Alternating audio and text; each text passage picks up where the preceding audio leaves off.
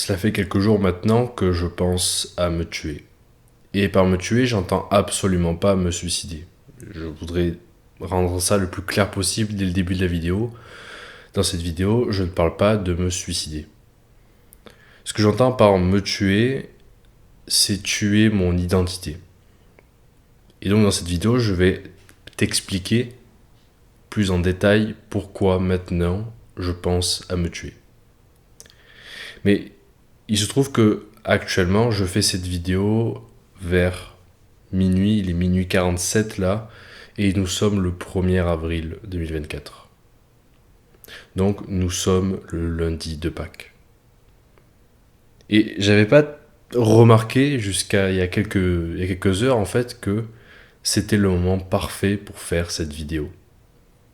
En fait, il m'a fallu attendre 23 ans pour comprendre ce que signifiait Pâques. Pour moi, Pâques, depuis le début, c'était juste les lapins et les œufs en chocolat. Sauf que pour les chrétiens, c'est pas du tout ça. Il n'y a pas de lapin et d'œufs en chocolat dans la Bible. Ce que célèbrent les chrétiens à Pâques, c'est la résurrection du Christ. Pâques, c'est un moment d'espoir, c'est un moment de retour de la lumière. Et donc, on en vient à mon cas particulier. Pour que tu comprennes pourquoi j'en suis venu à cette idée de vouloir me tuer, il faut que je te raconte les 2 derniers mois, voire les 3 derniers mois. Parce qu'il se trouve que cette année, spécifiquement, le dimanche de Pâques tombe le 31 mars, donc la fin du mois de mars, mais aussi la fin du premier trimestre de l'année. Donc c'est parfait. Donc faisons une mise au point du trimestre 2024. Le premier mois, il était assez particulier, assez mouvementé, parce que j'ai lancé le serveur Discord, ça a commencé à marcher, ma chaîne YouTube a décollé, je suis passé de 500 abonnés à 2000, voire même presque 3000. Tout s'est mis en mouvement en fait. Et je sais pas si c'est l'abstinence, si c'est en corrélation avec YouTube, mais reste que c'était une période extrêmement prolifique pour moi. Je sortais une vidéo tous les jours et vraiment, j'écrivais, je tournais et je montais toutes mes vidéos. Donc j'étais extrêmement prolifique et je m'arrêtais pas. Constamment de nouvelles idées, je m'arrêtais pas. Et puis, au moment où ma chaîne pète, vraiment au moment précis où ma chaîne pète, je tombe malade. Mais malade au point où j'ai plus la pleine capacité de mon cerveau, en fait. Je ne peux plus utiliser mon cerveau de manière optimale. Je ne peux plus rien faire. Je n'ai plus d'idées, je n'ai plus rien. Et donc, c'est un moment un peu difficile, mais je me dis, bon, ça arrive de tomber malade, ça va durer 3-4 jours, allez, c'est bon. Bon, finalement, ça a duré une semaine. Après une semaine, je me remets lentement à nouveau à travailler sur la chaîne, à penser à de nouvelles vidéos, et je travaille des grosses vidéos. Donc la vidéo sur la discipline, la vidéo sur l'addiction au téléphone. Et je commence un nouvel arc qui est l'arc de la sociabilité. Donc je commence à sortir plus, à approcher des femmes dans la rue, à demander des trucs bizarres aux gens. Et bref, je repars, je suis en mouvement, tout va bien. Et puis, fin février, je me blesse. Je me bloque le dos et je m'isole à la maison de mon père, à la campagne, pendant une semaine. Et pendant une semaine, je vis isolé et c'est une période assez difficile pour moi. Parce que, encore une fois, je ne peux plus rien faire. Mais bon, au bout d'un moment, je me débloque, je vais chez une ostéo, ça va un peu mieux, allez, c'est reparti. Pendant une semaine, je repars, je recommence à travailler. Je tourne la vidéo sur comment trouver le sens de sa vie et le lendemain, je retombe malade. Encore une fois. Et je vais rester malade pendant 2 semaines. Donc jusqu'à fin mars, jusqu'à récemment, malade. Nez bouché, oreilles bouchées, fièvre. Pas de voix, quasiment pas de voix. Donc impossibilité de faire des vidéos. Et j'avais oublié aussi, il y a eu un petit moment où aussi j'avais pété mon micro, ça j'en ai pas dans la dernière vidéo. Et donc du coup c'était assez difficile pour recommencer à filmer. C'est comme si pendant 2 mois, quelqu'un ne voulait pas que je fasse de vidéo. Et c'était extrêmement frustrant pour moi parce que j'avais ce momentum, j'avais l'élan et j'ai tout perdu. D'ailleurs là ma dernière vidéo, elle a quasiment fait pas de vues. Je crois qu'elle a fait 600 vues, quelque chose comme ça. J'ai perdu l'élan, j'ai perdu le momentum. Mais il n'y a pas que ça. Il n'y a pas que l'aspect physique. il y a l'aspect mental et je dirais même spirituel. Pour faire court, je me suis retrouvé extrêmement seul. Parce que, en fait, je pensais que atteindre les 1000 abonnés, ça allait débloquer quelque chose, comme soudainement ce que je faisais avait une légitimité, comme soudainement on allait comprendre ce que je faisais. Et en fait, non. En fait, je me suis retrouvé encore plus seul qu'avant. Quand je parle de solitude, je parle de mes proches. En fait, à part quelques membres de ma famille, la plupart de mes proches ne comprennent absolument pas ce que je fais et ne me soutiennent pas. Et même pour rentrer dans les détails, à un moment extrêmement difficile du mois dernier, du mois de mars, c'était le moment où même ma propre mère a arrêté de me parler, a arrêté de m'adresser la parole. Et il y a une phrase qui m'avait marqué dans une vidéo du youtubeur Hamza, youtubeur anglophone Hamza, qui était, dans une vidéo, il disait « C'est toi et ta mère contre le reste du monde ». Et cette phrase, elle m'a toujours marqué, parce que je me dis « Oui, c'est vrai, en fait, il n'y a que moi qui peux me sortir de cette situation, et il n'y a que ma mère qui me soutient ». Et en fait, à ce moment-là, je me suis dit « En fait, non, c'est pas ça. C'est juste toi contre le reste du monde ». Et donc, ça pour dire que c'était une période assez difficile pour moi, où j'ai progressivement perdu toute énergie, tout élan, toute motivation de faire des vidéos, d'écrire, j'ai perdu de vue ma mission en fait. Et le paradoxe, c'est que ma dernière vidéo, c'était comment trouver ma mission, alors que justement, c'était une période où je ne le voyais plus. Une autre chose dont on doit parler, et je tiens surtout avec cette chaîne à être le plus honnête possible, le plus transparent possible. Et même si ça va contre mes intérêts, contre mon business en général, mais il faut aussi parler du fait que je suis retombé dans la pornographie. Et j'ai conscience de ce que ça implique, j'ai conscience que du coup, je perds en légitimité, je perds en crédibilité. Même si j'ai plein d'avis très positifs de mes clients, je perds instantanément en légitimité.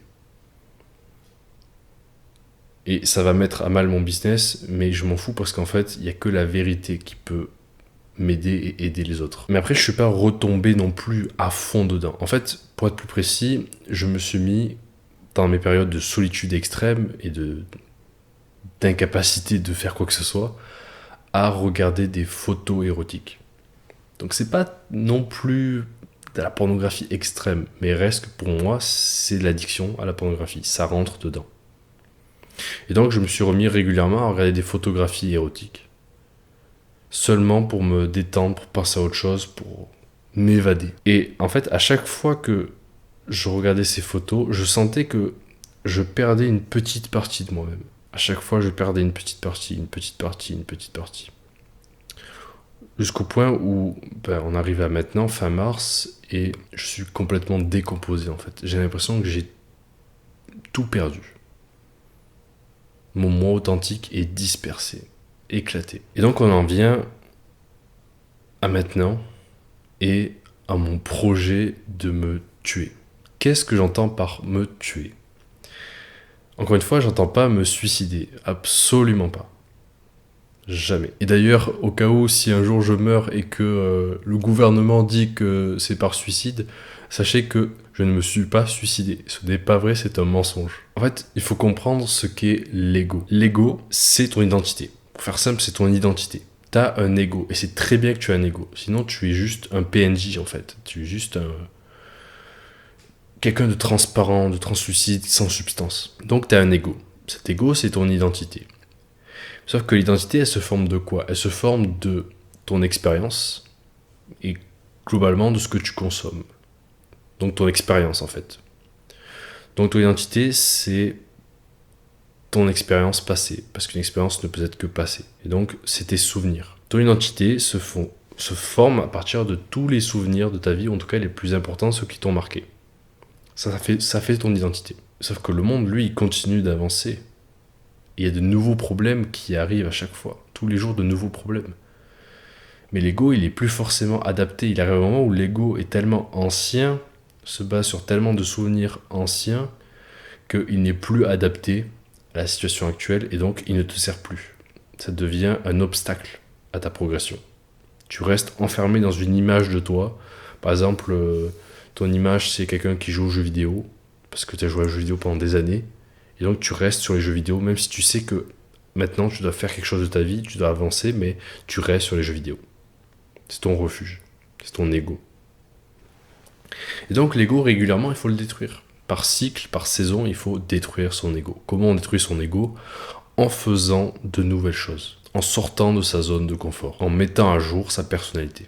Et c'est toujours assez douloureux, mais il faut le faire régulièrement. Et donc je pense que ce qui s'est passé en début d'année, en fait, c'est qu'au moment où j'ai atteint 1000 abonnés, qui était vraiment mon objectif pendant plus d'un an, je ne pensais qu'à ça, vraiment, je le visualisais tous les soirs, je ne pensais qu'à ça, c'était mon obsession.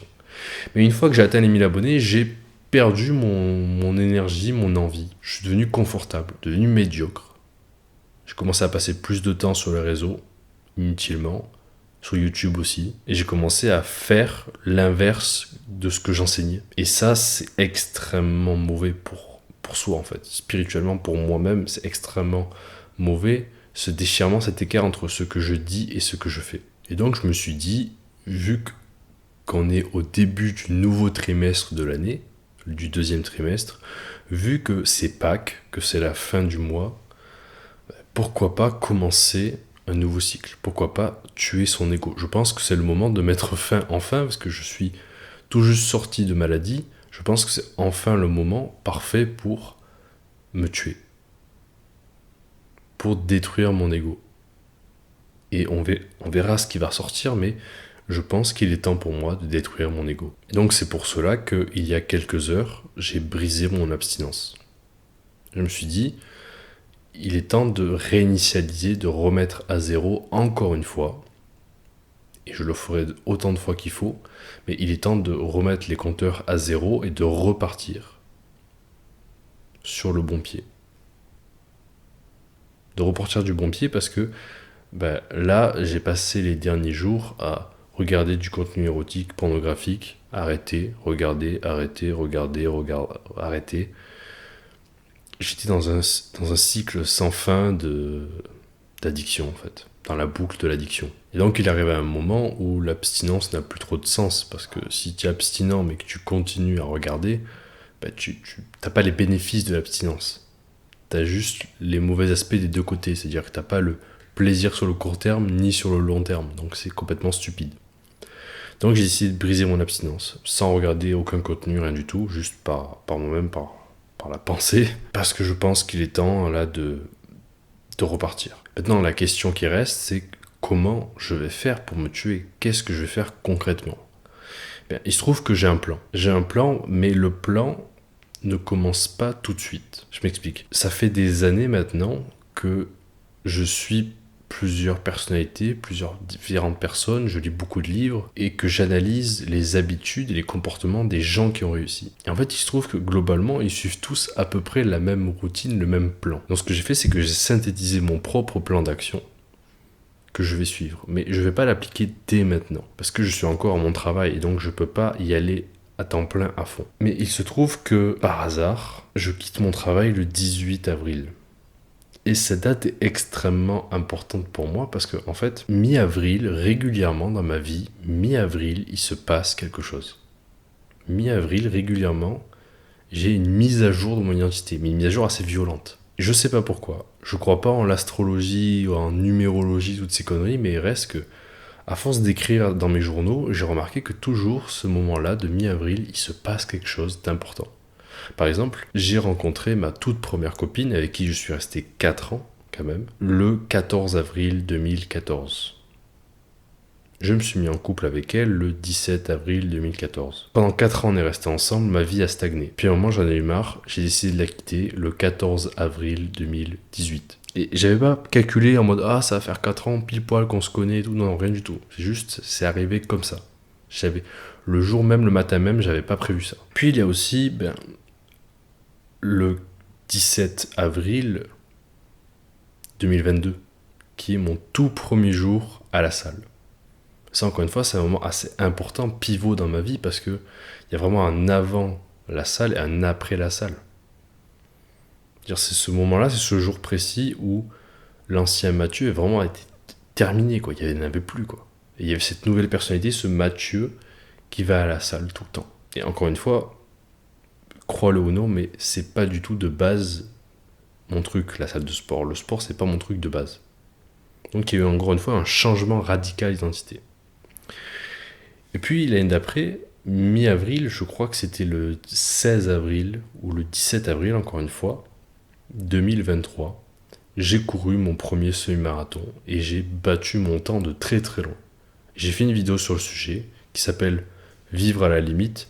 Et dans cette vidéo, tu me vois à la fin en pleurs en me disant ça fait des années que j'ai pas eu de victoire dans ma vie, que j'ai pas eu quelque chose que j'ai accompli, et ça y est, j'ai accompli quelque chose, j'ai dépassé ma limite.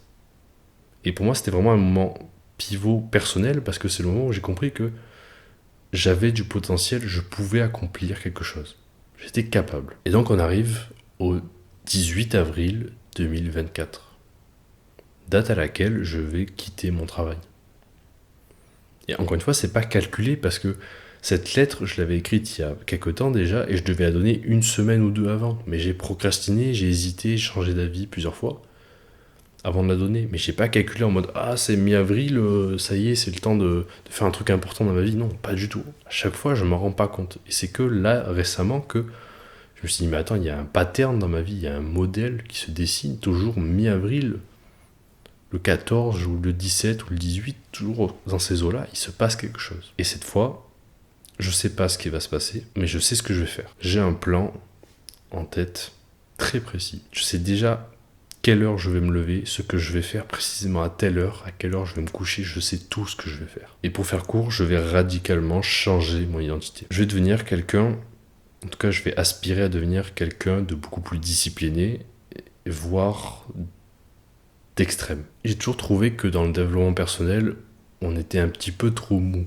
Surtout en France, on était un petit peu un petit peu douche froide par-ci, méditation par-là, voilà, c'est sympa. Et je trouve qu'on n'est pas assez ambitieux.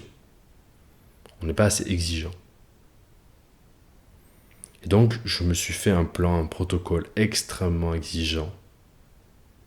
Vraiment, ça va faire de moi un monstre. Ça sera presque inhumain. Mais j'ai des grands objectifs et je veux les atteindre. Seulement, ces objectifs, pour que je les atteigne, ça suppose que je change d'identité, que j'évolue. Parce que là, actuellement, comme je suis actuellement, je ne peux pas, absolument pas atteindre mes objectifs. Donc, je vais me tuer. Je vais devenir quelqu'un d'autre. Je ne sais pas encore comment ça va se retranscrire en vidéo, parce que je ne peux pas te dire à l'avance, mais je pense déjà que je vais devenir quelqu'un de plus sérieux, dans le sens de plus mature, parce que crois-le ou non, je ne suis pas assez mature. Je pense que j'aurai plus de présence à la caméra, et je pense surtout que j'aurai une vision plus ambitieuse. Je vais commencer à donner mon opinion sur des choses, à être plus polarisant, j'aurai plus peur, parce que là pour l'instant j'ai peur, mais j'aurais plus peur de diviser les gens. Je vais être beaucoup plus extrême en fait.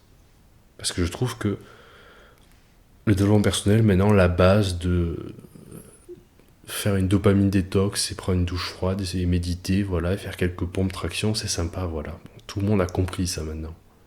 Mais c'est pas suffisant.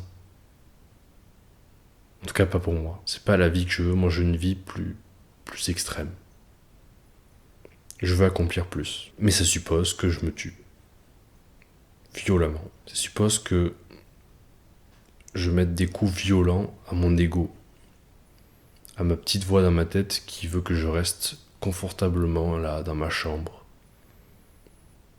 à scroller sur Instagram. J'ai vraiment de grandes ambitions et pour moi mon ambition c'est pas juste d'avoir je sais pas 10 000, 100 000 abonnés et voilà et gagner un petit peu d'argent voilà et faire des vidéos en mode oh comment j'ai gagné 10 000 euros par mois. Pour moi c'est plus que ça.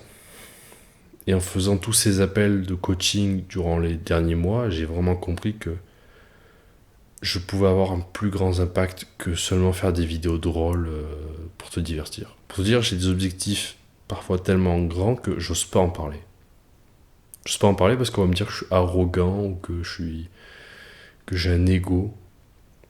Alors que justement, le fait d'avoir des objectifs aussi grands, ça suppose que je tue mon ego. Donc c'est tout l'inverse. Mais ça sert à rien que je te parle de mes objectifs pour l'instant parce que je vois pas trop l'intérêt de parler de choses que tu ne fais pas. Je n'aime pas parler d'objectifs que j'ai lorsque je ne les ai pas accomplis ou que je ne suis pas en train de les accomplir. Je peux te parler d'objectifs quand je suis en train de les faire, mais j'aime pas te dire ah je vais faire ci, je vais faire ça. Non.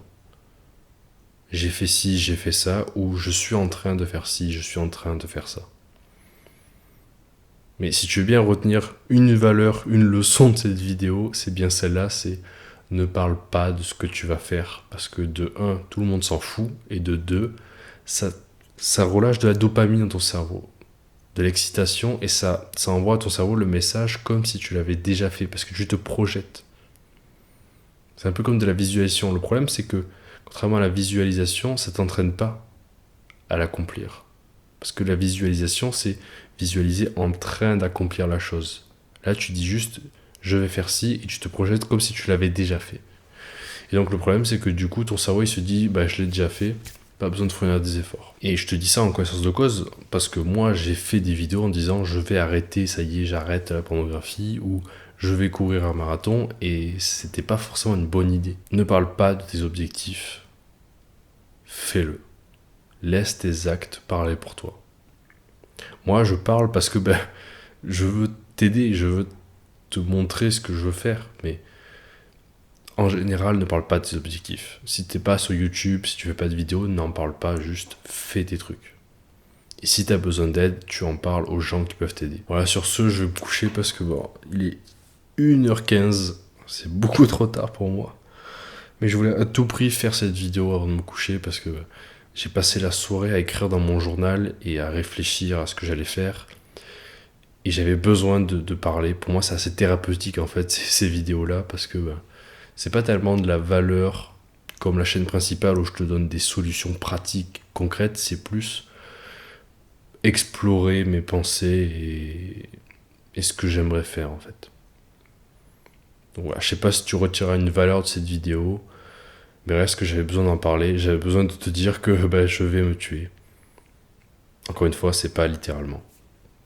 Sur ce, je t'embrasse et je te souhaite de bonnes fêtes de Pâques. Enfin, j'espère que tu auras eu de bonnes fêtes de Pâques. Et je te dis à la prochaine.